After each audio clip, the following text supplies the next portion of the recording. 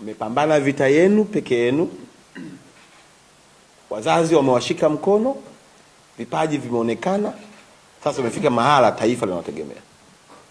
Na taifa letu kwa sababu ni sehemu ya kukua, tunaamini ya kwamba mnajenga msingi ambao na sisi watakaokuja watoto wetu na wajukuu zetu, inawezekana Tanzania ikaja kuwa bora kati ya nchi bora duniani zenye watu wenye vipaji vikubwa vya michezo na kubadilisha kuwa sehemu ya ajira na uchumi wa taifa letu. Tunaweza kuwa na sababu zote za kujiona wanyonge. Tunaweza kuwa na sababu zote za kuona tunastahili kushindwa. Tunaweza kuangalia tukajilinganisha na wenzetu ya kwamba wenzetu wana uzoefu mkubwa kuliko sisi.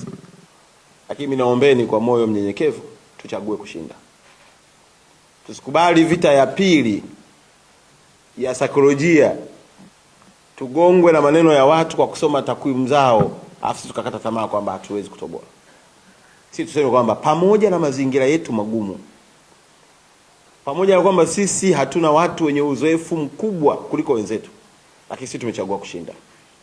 Tukiweka hiyo sauti ya umoja, na imani kabisa ushindi utakuwa upande wetu. Wa Nigeria tunawafahamu. Waganda tumeshacheza nao, tunawafahamu vizuri tu. Tunisia tunawafahamu. Hebu tumtangulize Mungu, anaweza kutupa maarifa na mbinu mpaka tuishangaze dunia kwamba hivi ni hawa. Wataanza kucheki na rekodi ya kocha, watakuja kucheki bechi letu la ufundi, yaani watakuja kuangalia mpaka tunalipwa shilingi ngapi. Yaani wakiangalia kote kwenye hivyo vigezo vyote si hatufai. Lakini tukaonyeshe maajabu ya kwamba tuna uwezo wa kuwa tofauti na namna ambavyo wanatuchukulia, kwa sababu na wao wanatusoma kama sisi tunavyowasoma wenzetu. Baada ya kusema hayo, mimi niwashukuru tena, na kama mtalizia, kwa sababu najua muda wenu ni mchache, na jitahidi kuwasiliana na waziri wetu na viongozi wenzetu ili tuweze kupata nguvu.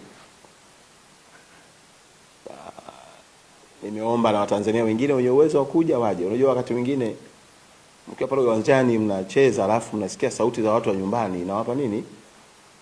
Yule mchezaji namba 12 tunamsemaga ni muhimu sana kwenye uwanja.